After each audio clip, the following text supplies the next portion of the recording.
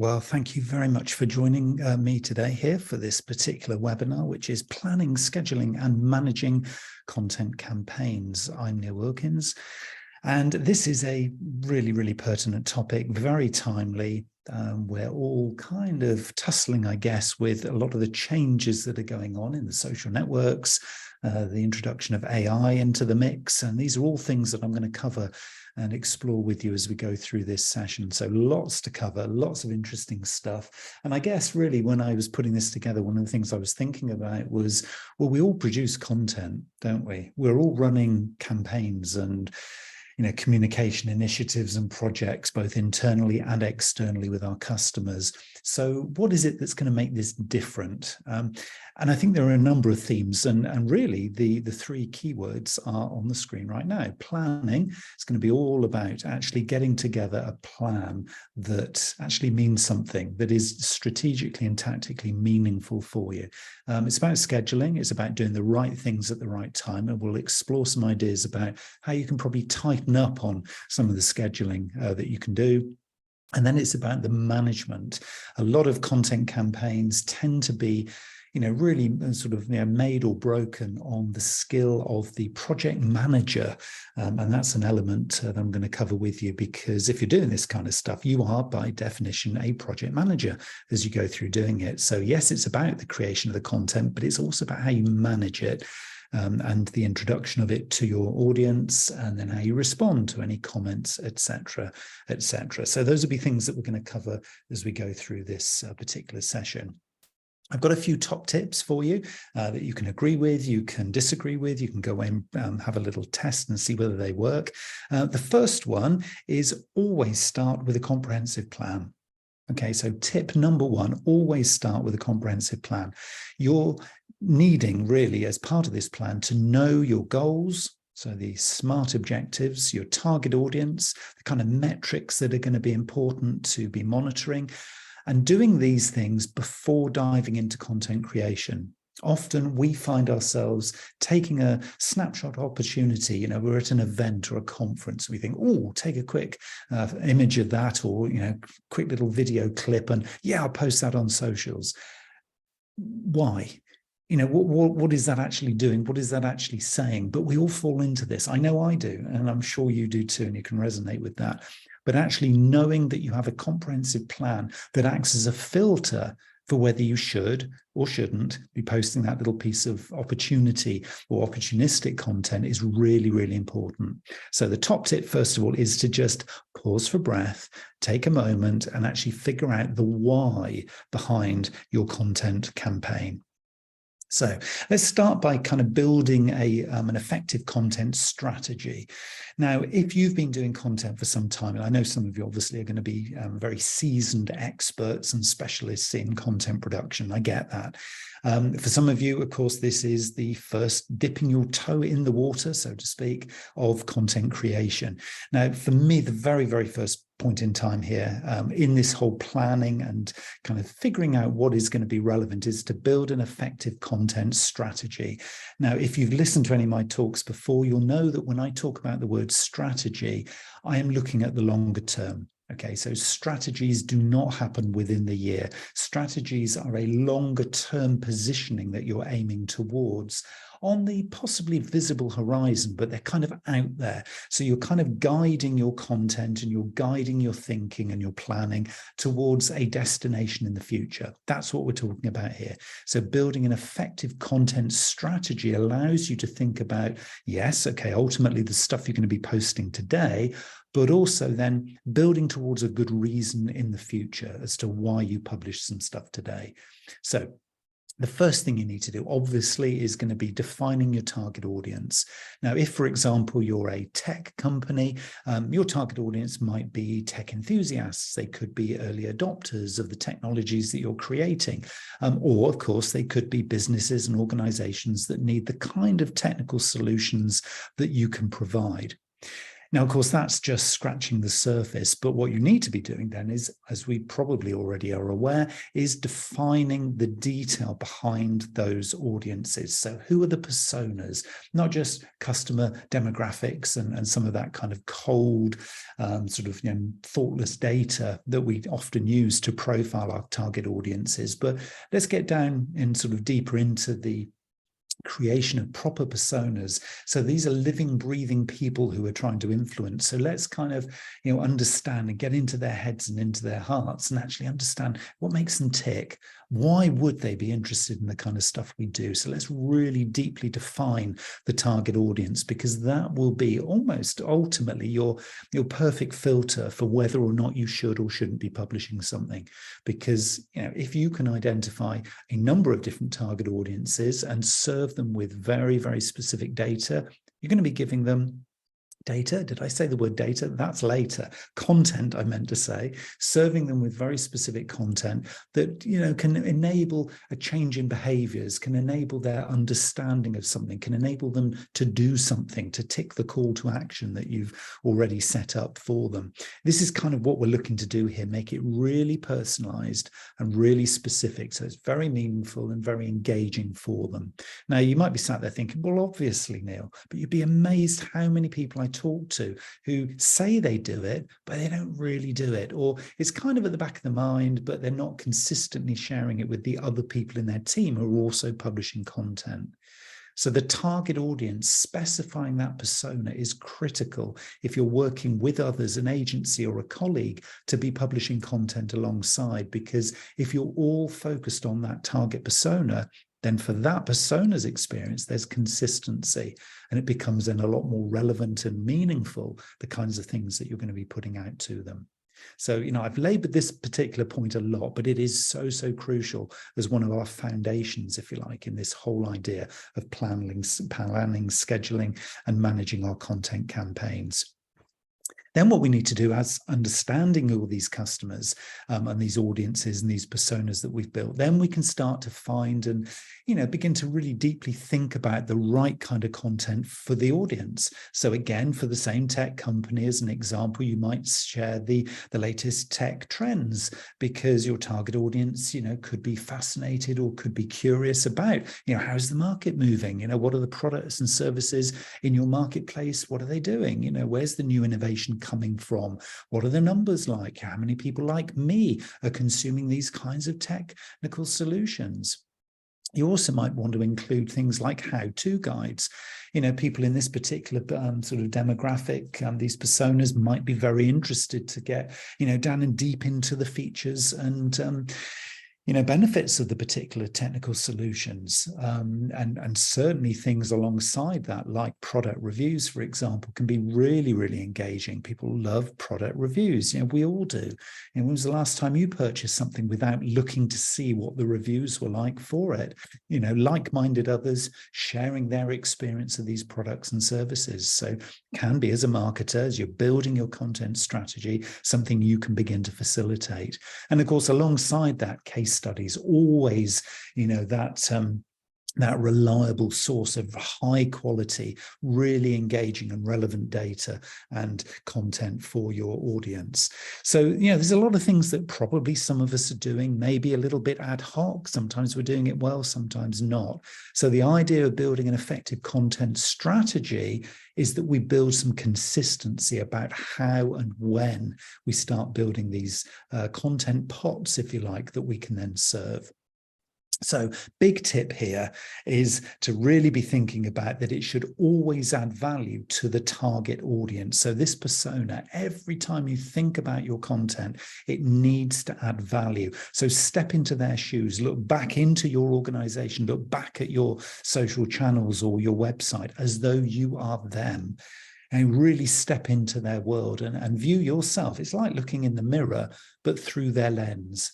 And if you do that, you'll then be seeing if you're solving a problem, if you're answering a question, or maybe providing a new, useful style of information that they possibly haven't had before. So the top tip is to really, really show and demonstrate that you are consistently and always adding value to their experience.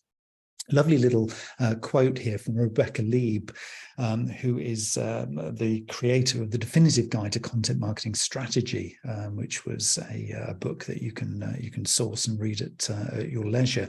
And Rebecca says, content is the atomic particle of all digital marketing. In other words, it doesn't matter how great your website looks. It doesn't matter how many followers you have in your social accounts. Your content is the atomic particle. It's the thing that's the core. I always call it the fuel of your content creation and your fuel of your digital marketing. You can't do it without an effective content strategy because it becomes a little bit sporadic. It becomes a little bit ad hoc, and then you lose the essence of what it could be. So by stopping and taking a breath and starting to really plan out, where can we add value? And prioritize that value for this particular persona, and then repeat across all of the different personas. Now, it would need me to obviously at this point talk about my content rule of thirds, which always is a nice balance when you're building an effective content strategy. Think about the personal, the point, and the promote. So the personal is the third that is getting to know you as an organization and as a brand. So sharing great added value content that helps the audience to get to know you. The 1/3 point is about signposting to other relevant content. So those tech trends that we just looked at a moment ago, that would be a great example of pointing content. So it's kind of third-party content that your audience would also be interested in. And then the final third, the promote. Personal, point, and promote. The final third is the promote. That's where you can actually do the more sales style message. But without the previous 2/3, you're just selling in social. You're just selling through your content. And let's face it, nobody wants to hear that. So it's really important to balance your content, personal, point, promote, and think about adding value to the audience across all three of those elements and those areas in your strategy. Okay, so you've started to make a little bit of a gain here by now focusing your content down into the target audiences. So how do you craft content that's going to be captivating? So we're talking about adding value, but what does that really, really mean? Well, obviously we need to start looking into some of the techniques for creating content that's going to be engaging and relevant. And those are the two key words here. People often say, and I hear a lot of agencies talk about, oh, I'm going to create some viral content. Well, there is no such thing. Okay, I will argue this until the last breath I take. There is no such thing as creating viral content. Great content could go viral, but you can't create viral. There's a presumption that it's just perfect and great content. And we don't know that until we've published it and seen what engagement we get. So it's really important to think, okay, what is relevant and what is going to be engaging for my audience, this target persona?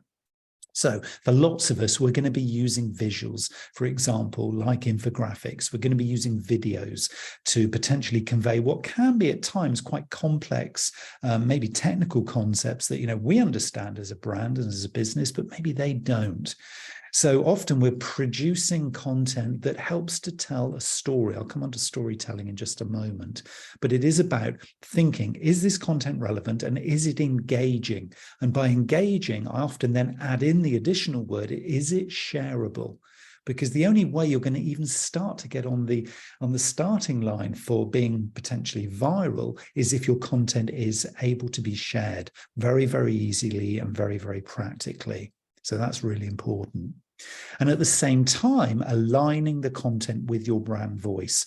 So, for example, if your brand voice is innovative and professional, you can use some cutting edge insights. So maybe you do a little piece of research, for example, and maintain a professional tone in your content. A great example of this, I don't know whether you follow any of the Hayes Group content, but they produce a lot of white papers off the back of the research that they do. They do a series called What Marketers Want, and out of that comes some very heavily researched material. It is cutting edge insight. insights because they survey, up to 9,000 or 10,000 marketers to get the insights to then put the infographics together. And it is hugely powerful because it's reliable data that helps them to maintain a professional tone, onto which, of course, they can then spin off other types of content. So they can do webinars, which they do. They can do video content, which they do. They can do infographics and white papers and written sort of blog articles, which they do. So off of a single piece of content, and again, we'll talk about this in a little more detail a bit later, from a single piece of content, you can have, if you've got cutting edge insights, a whole spin-off of different types of content that help you to align your content with your brand voice. And that, of course, is also very, very important. So crafting captivating content is about telling stories. It's about storytelling. Seth Godin, in his blog, he talks about marketing is no longer about the stuff you make, but about the stories you tell. I would say that's probably been with us for many years. It's just only now that a few of us are kind of waking up to this opportunity, because if you're looking to differentiate, let's face it, most of us are in, commoditized marketplaces where, your customer can get what you offer from another organization down the street. And if that is the case, then your point of differentiation is how you tell stories. So if you can use storytelling, top tip number 3, if you can use storytelling to make your content more engaging and memorable, and remember, of course, that people relate to stories more than facts and figures. So you need to be using the content and the insights and the trends and the infographics and the videos and everything that you're producing to actually help them relate to your storytelling. So it's kind of the evidence that backs up the stories you tell. As I say, Hayes Group, great example of that over recent years. And a good example here would be if you're thinking about, okay, Neil, I get it, but how do I do that? I would say share a success story of how a client or customer has used your product to solve a problem. This is probably one of the most captivating styles of content that we can have. And particularly if the customer or the client is the same kind of persona as the one you're trying to target. Because that mirror effect, as we call it in psychological terms, is so difficult to replicate if you're a competitor who doesn't have the same example, but also is so engaging for somebody reading it if they can sort of see themselves in this particular example. If you're making life easier, if you're adding value through this case study and showing as part of this success story just the value that was added, and particularly, of course, if you can get the person themselves to give a little quote or maybe give a little shout out, maybe a little video clip of them actually advocating it, then what could be better? What could be more captivating and engaging? And of course, ultimately shareable. And that's the kind of content that we're often finding now statistically is performing better. So if you're not trying that kind of content now, explore it, because if you can compare that to the typical run-of-the-mill stock content that you're producing on an ongoing basis, I will challenge it. You'll probably find some really good return on the investment of your time and energy in this new kind of style of data and content. So use it in that way. It's really powerful. So let's say now we've created our persona. We've got a little bit of an idea now of the kind of targeting that we're going to do with the sorts of content that we've got available. We haven't decided exactly whether it's video or written or infographics or anything like that yet. But what we're doing is we're starting to explore, okay, we've got some stuff, but when should we be putting it out and how? Okay, so you will know, because you'll have already been listening to where your target persona is active and where they're most likely to engage. You'll know which social networks they're in because you'll have done your research. Of course, I'm making a wild assumption there that you have, but if you haven't, it's a good time to do it at this point in the planning exercise. So what you're needing to be doing here then is kind of taking all of those insights, all of that kind of information that you know, and the intelligence that you know about your target persona and the kinds of content that would be relevant to them. And now you're going to decide, and then you're going to begin testing the content frequency. In other words, how often and where are you going to be publishing this content? Now, I would say, based on your audience research, now this is really, really specific. I cannot emphasize this point more clearly. You have to base this on your audience research, okay? So do not go and take, as a fait accompli, do not take a Google search when a particular commentator or a particular consultant or agency says, oh yes, on LinkedIn, you always must post on a Tuesday afternoon at 2:30 because that's the biggest time. They're talking from maybe a small sample of their customers or their clients' customers. They're not talking about you. They're not talking about your content. They're not talking about your target persona. Okay, it's a great starting point. And that's why I say in the example, based on the audience research, try maybe posting in terms of testing your content frequency a couple of times a week on LinkedIn, maybe daily on Twitter, and maybe once a week on YouTube. But this is trying it out. Okay, this is not the end game. Only you, with your research and with your listening and watching as to what happens when you do it at that frequency, will be able to understand whether that is the frequency that's right for you and your target persona. Okay, so there is no one size that fits all. I've been doing this stuff for decades, and I have never yet seen a single figure or piece of evidence that tells me that it is true that we should all be publishing at the same time in the same place, because that's what the world says it wants. It's all based around your own persona and your content scheduling plan. Okay, so it's all about you, but maybe start, because you've got to start somewhere. So maybe start posting a couple of times a week on LinkedIn, daily on Twitter, once a week on YouTube, and see how it goes. Watch like a hawk, be really, really into this, really figure out, is this the right kind of frequency? And then you can adjust and adapt. That's what's key. And then you can begin to set some best practice for scheduling your posts across different platforms. So if you then start to think about, okay, well, on LinkedIn, we know that our persona, is available because we see them online. We can see they're active. Well, a few examples of them. We don't necessarily know if they're all doing this, but en masse, they probably are during set working hours. And we know that they're a little bit more, they seem to be, because we're watching, a little bit more active maybe in the morning. So maybe we're going to start posting in the morning when we do those 2 posts a week. And on Twitter, well, we've looked and we've watched and we see there's a bit more activity and there's a bit more trending stuff going on around lunchtime and maybe after working hours. So maybe people are actually commuting and they're sat on the bus or on the train and they're actually on Twitter having a look, maybe reading the news, maybe catching up on their special interests that they follow, their favorite people on Twitter, the accounts that they're following.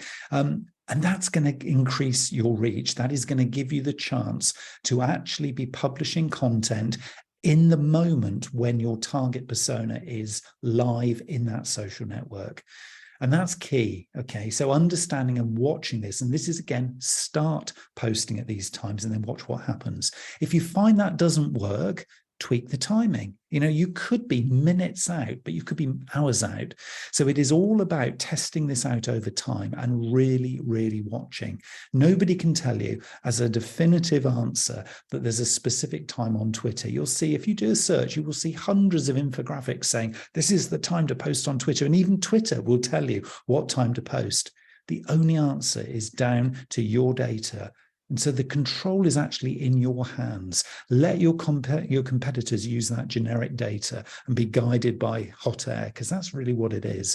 So you do the research, you do the listening, you watch and see what works and when, because that's going to be the thing that's going to drive your scheduling plan, to the next level.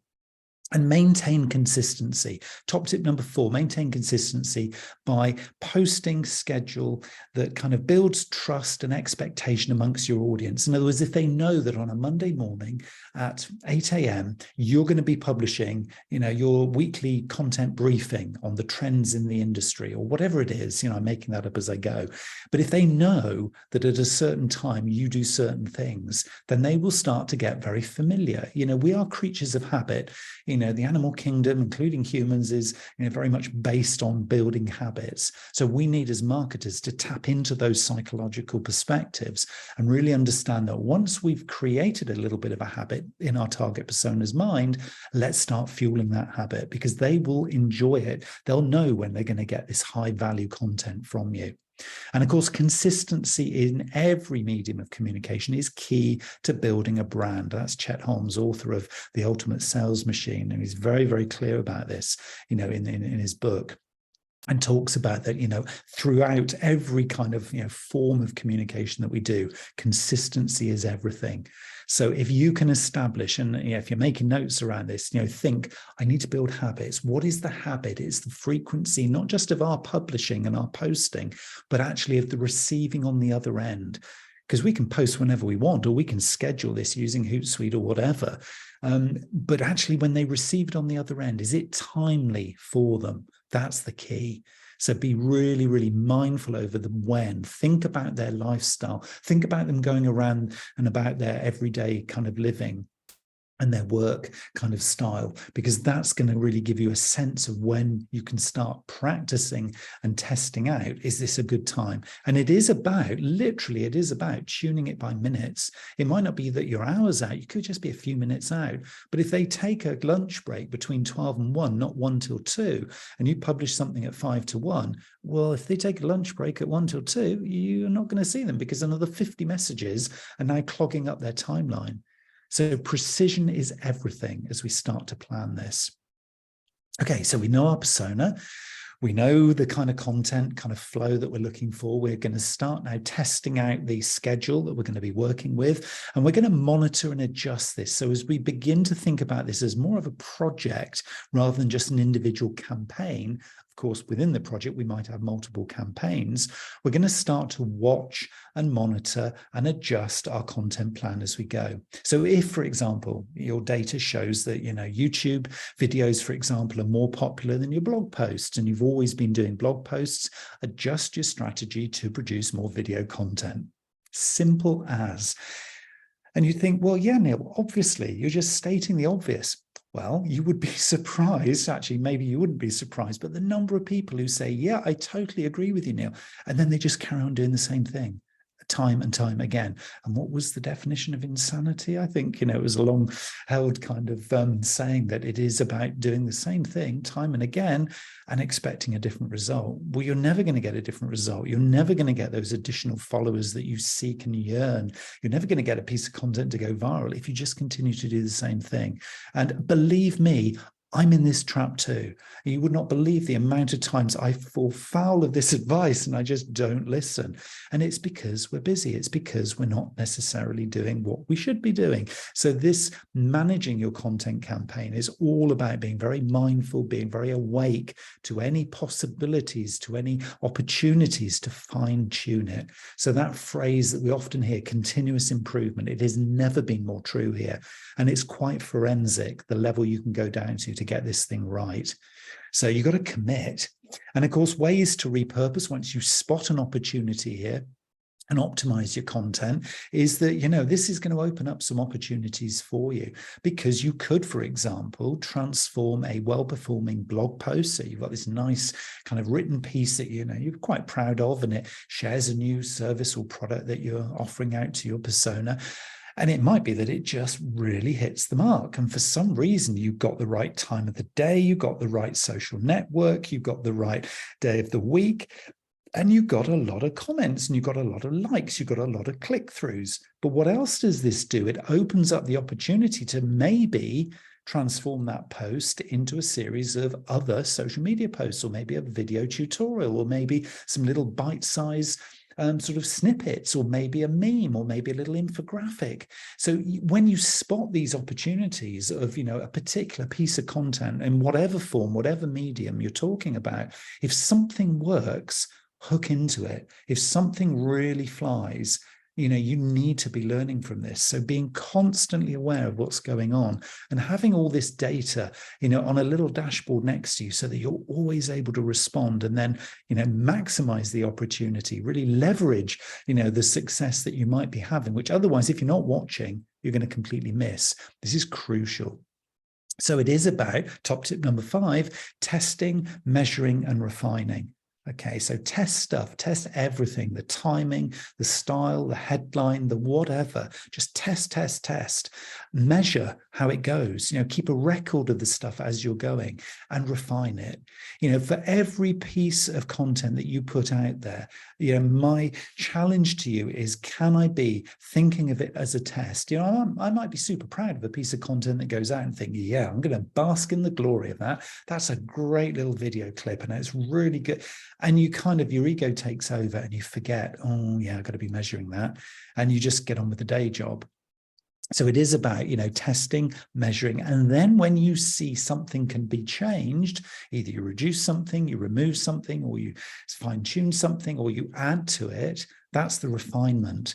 So making data-driven decisions to optimize not only the piece of content, but the overall content strategy. And of course, this goes back further upstream to where we started this conversation, which was to be looking in the longer term. Because where is this data taking you? What opportunities is this opening up? We don't live in the old world, pre-digital and pre-content like this. When John Wanamaker, who was the marketer, advertiser, who allegedly first said, half the money I spend on advertising is wasted. The trouble is, I don't know which half.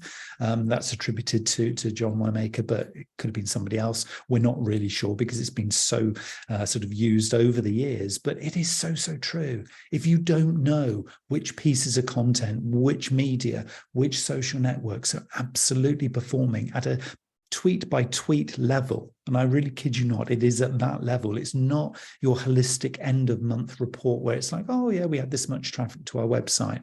I want to know by every piece of content how things are changing and what you're doing to refine and continuously improve, because these are data-driven decisions and those are far more reliable than kind of more creative decisions that are just based on whether somebody has a feel that they like that particular piece of creative more than another.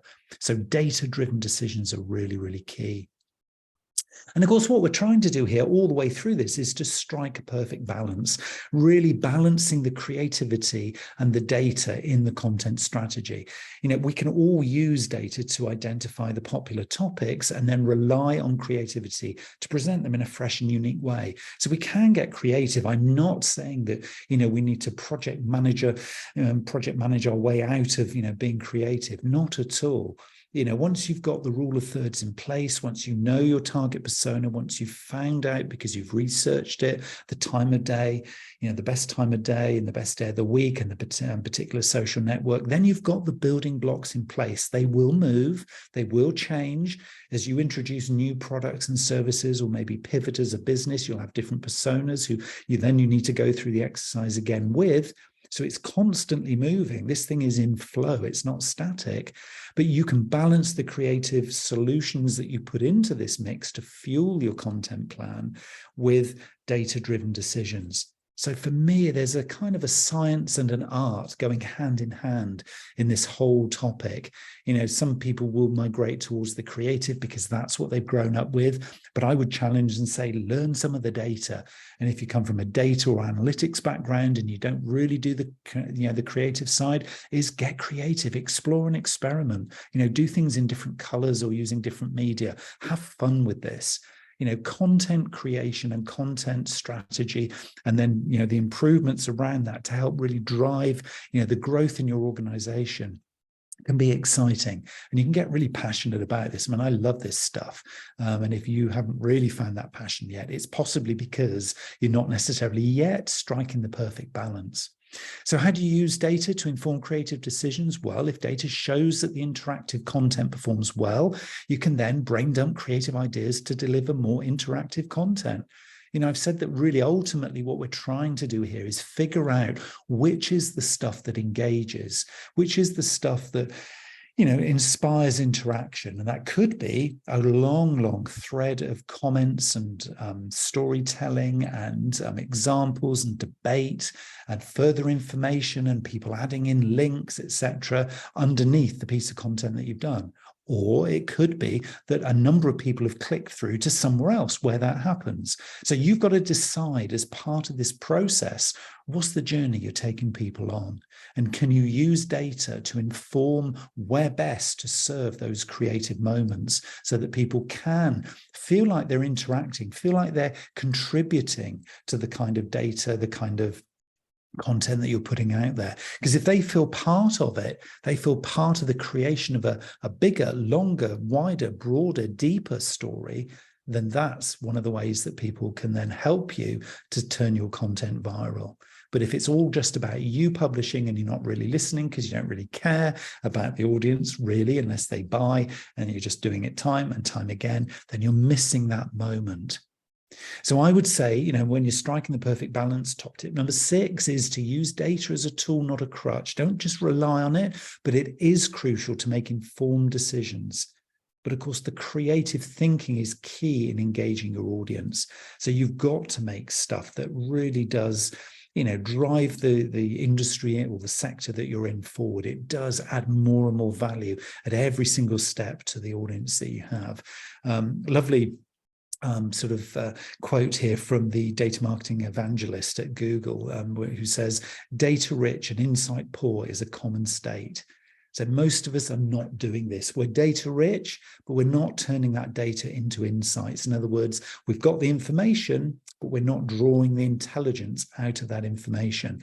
So please, please, when you start to think about creating your content strategy, building the plan, starting to manage it, do think about creating time and space within it, not just to publish and not just to post, but to measure, analyze, and evaluate so that you can continuously improve it. So if there's a timeline here associated with your content timing and your content plan that you're looking to roll out, make sure you allow enough time in there for doing exactly that. Because if you do that, then you can start to maximize the ROI, the return on investment of your content campaign and activities. Because we need to be measuring back to our original SMART objectives that I said right at the outset. We need to measure the content effectiveness. That's really, really important. So we can track metrics like, customer or user engagement. We can look at click-through rates that I was talking about. And we can obviously look, very, very specifically at conversion rates to measure the effectiveness of our content. And by conversion rate, I'm talking about what's meaningful to the business. What does the business really want from us? And they don't just want followers, because what is followers really? What are likes really? They don't really, we call these vanity metrics. You'll know that term because, we've used it for years and years, but people are still monitoring that and reporting that back to their businesses as a measure of success.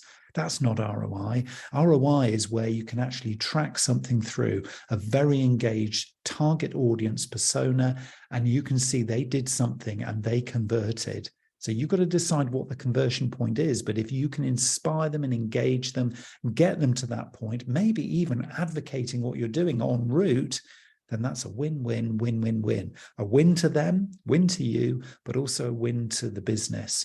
And that's what we're talking about when we talk about ROI. So normally we'd be using things like SEO strategies to increase visibility. We'd be looking to build relationships by, being properly engaging with our audiences on socials. So when you post something, you sit there and wait in real time for somebody to comment so that you can then be there in real time reporting back. Content automation, I'm not a big fan of. You can't yet really get an AI to comment on your behalf. So it's down to you.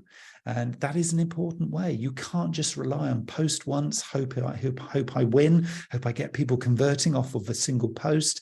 You've got to put the hard yards in. And this is really, really about optimizing the calls to action to boost conversions, because you've got to help people, encourage people, maybe even hold their hand over that conversion line. So if you need to be getting into conversations in the message threads below the original post, then that is what to do.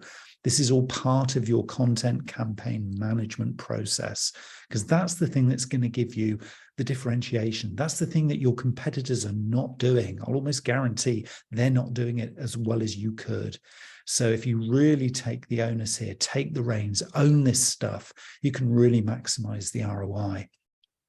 But remember all the time, top tip number 7 is that effective content marketing here is not just about sales. It's a little bit about sales. Your conversion point might be a sales commitment. It might be sign the contract, put the credit card details in and press buy. That could be the conversion point, and that's fine if it's good for your persona and you've added value. But consider engagement, brand awareness, and customer retention as well as part of your ROI. Engagement, brand awareness, customer retention. Remember, this content strategy is all about the medium to longer term as well as about sales today. Okay, so again, Andrew Davis, lovely quote from best-selling author and keynote speaker. He talks about content is here to build relationships. Relationships are built on trust, and trust drives revenue. So if you're having to sell this in to the organization or into your boss, and they say, no, I'm just interested in the numbers. Tell me how many sales we got from that social media campaign. They're also missing a trick, and it's down to us to educate, us as marketers to educate that, yeah, that's fine, but it's not the full story. We need to put this piece of the jigsaw in here. Content builds relationships. Relationships are built on trust, and trust drives revenue. For me, that's vital. It really is vital, because we're missing the opportunity here to differentiate. We're missing the opportunity to add that layer of professionalism, of quality, of gravitas, and of confidence in our personas' minds. And that will protect us the next time we publish something.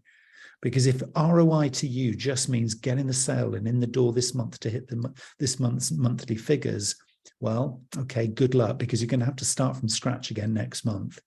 So the skill of the most effective content creators are balancing not only, the brand building, the rule of thirds, all of that lovely stuff, but also at the same time with getting people over the line. So ROI becomes a much bigger, greater thing. So it's a real return on investment, long-term and short-term as well.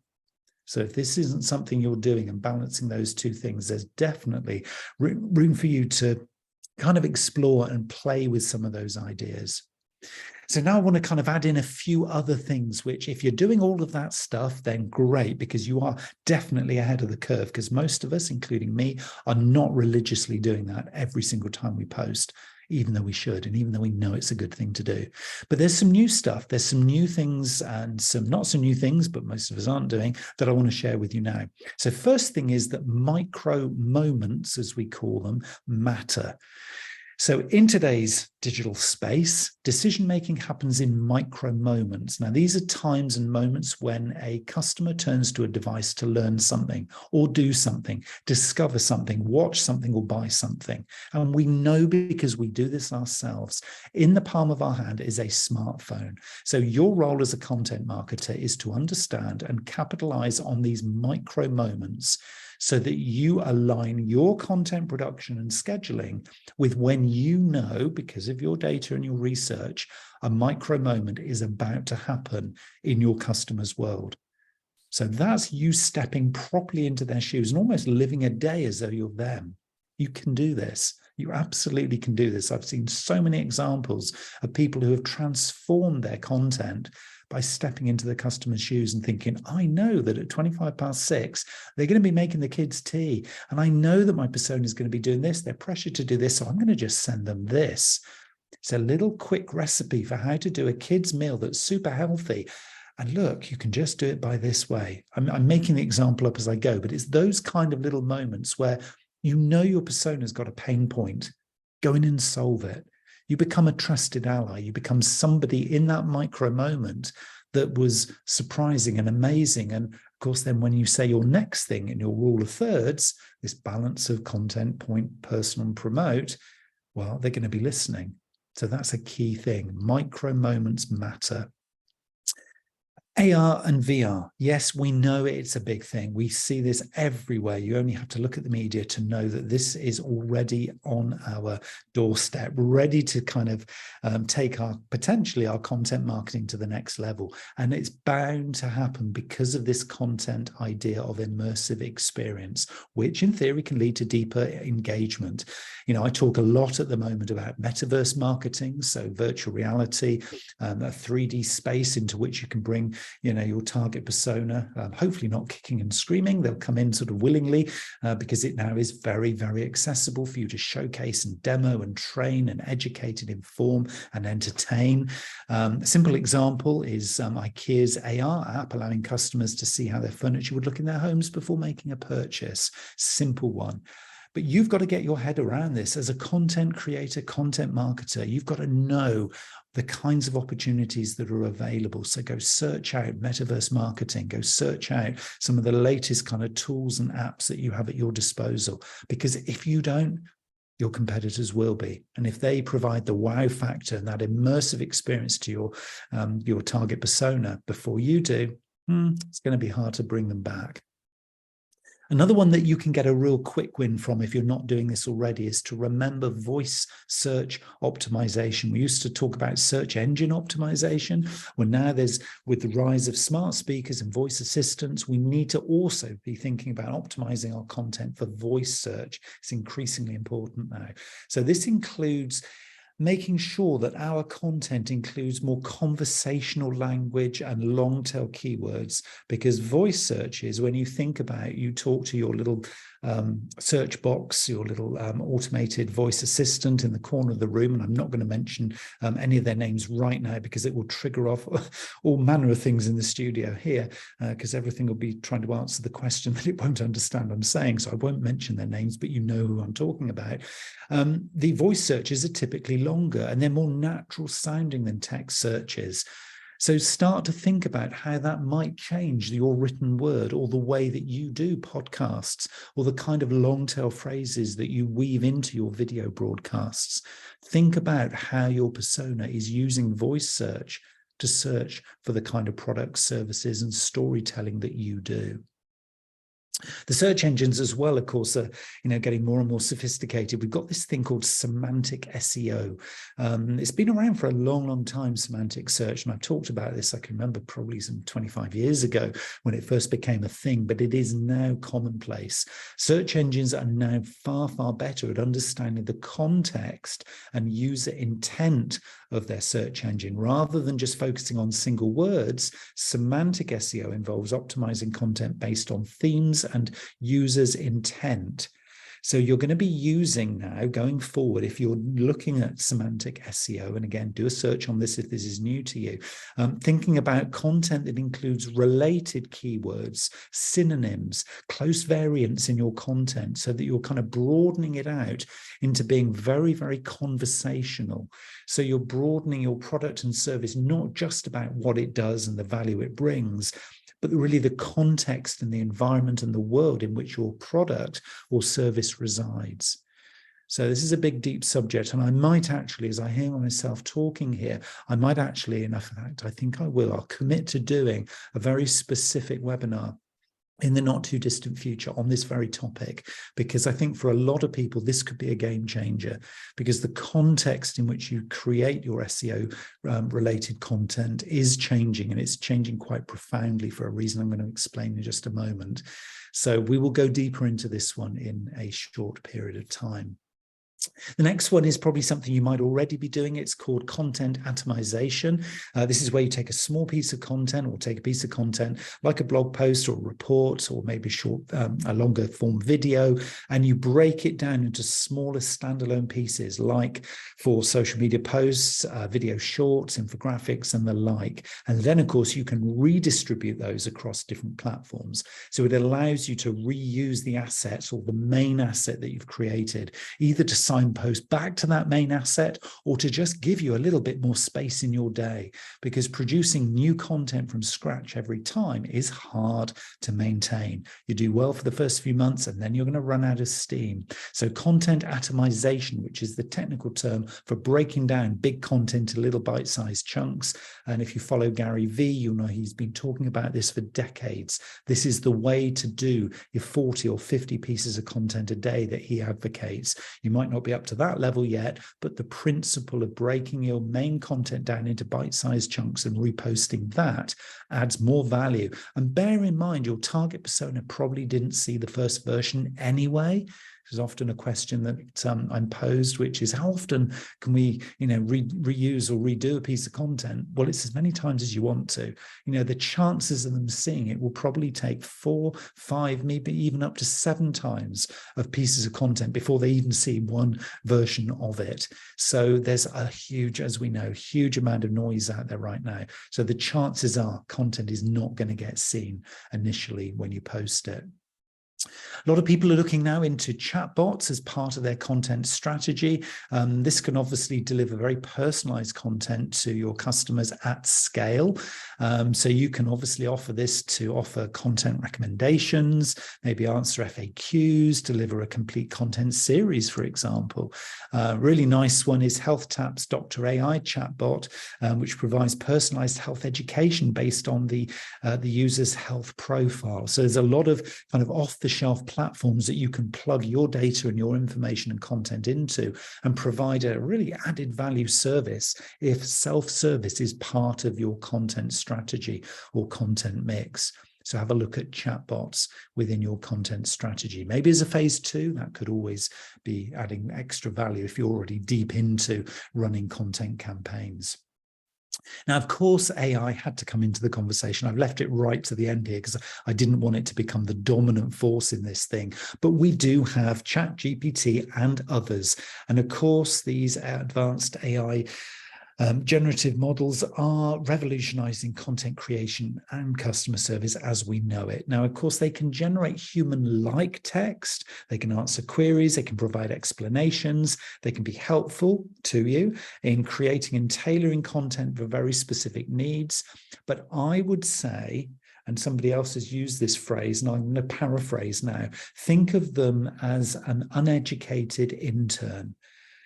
Okay, so just think about that. Uneducated intern. You wouldn't publish somebody from an intern or publish some content from an intern that was working with you who wasn't yet educated in your product or service, your business or your customers' needs. You would go and edit it. You would go and view it and check it out and vet it before it went out. That's the way to currently use the likes of ChatGPT. It's a great research tool that gets you off the mark. Okay, so use it for content creation research because it will free up time. Top tip number 8, this is the way to free up time to focus on the creativity and the more strategic tasks in your content campaign, but don't use it as the be all and end all. It is not going to deliver the final version in most cases yet. Okay, a lot of these models are becoming very quickly, very, very sophisticated and very, very helpful to us. They're almost now a new member of our team. So use them, but maybe use them to initially kind of set the scene, set the tone before you start to really roll out the content that arrives from them. But they are exciting. And a final one I want to help show with you is the concept of knowledge and learning. And this one is really hot off the press.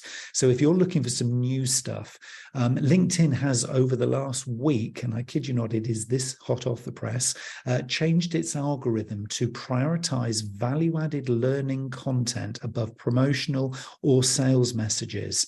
Okay, so Entrepreneur Magazine have published an article which highlighted this one last week, and I did a bit of a deep dive into this one, and it is true. So if you want to maximize your reach, it's time to share knowledge and advice rather than sales messages. No matter what you want the outcome to be, if you begin with knowledge, learning, and advice in your content creation to begin the conversation, to begin the engagement, to begin the journey, then you are more likely to create sales off the back of that than you will if you jump straight in with your sales message. So that's an interesting one. What do you do? What can you produce that enables your persona to learn something, to learn some real added value, sort of as part of the experience early in your publishing, because that, particularly in LinkedIn, will hold true and will be really, really valuable for you. So hopefully those things will be some new stuff for you to think about, to factor into your plan if you're already doing it, or if you're not, maybe those could be some of the starting points so you can take a leap of faith into those, knowing that those are hot off the press and certainly trending right now. So here are my final 6 points for your creation of a plan, understanding the scheduling and managing your content campaign. So start with a plan, remembering balancing strategic goals with tactical goals. Solve a problem of your personas through storytelling. Don't just jump in with trying to sell them something. Solve a problem, tell stories, case studies, testimonials come into play. Always be consistent. Always think about your brand values. Think about your higher purpose as an organization. Think about your brand guidelines. But within those parameters, tell stories and be consistent. Be predictable to a point, but then excite and inform and educate as you go. Use the data from the deep listening and the research that you do, watching every single post to see what happens so you can learn. Continuous improvement from everything can then inform your content decisions going forward. And remember to balance the short and long-term gains. There will be times when the pressure is on to just get the quick wins. But I would say to you, you're protecting yourself, and your future self will thank you if you also remember to balance that with the long-term brand building that inevitably, if you're doing this right, you will also be doing. And the final point is, let AI be your research assistant, that uneducated intern who's coming in, on their very first day to help you out with a little bit of research. That's the way currently to use AI. Don't think of it as being the end game, but it is a very, very useful tool to free up some of the time that you would otherwise be spending to address some of these earlier points that I've made. So plan it, problem solve, be consistent, inform great decisions with data, balance the long and short term, and use AI however you feel is appropriate to help you run the process of managing really, really effective content.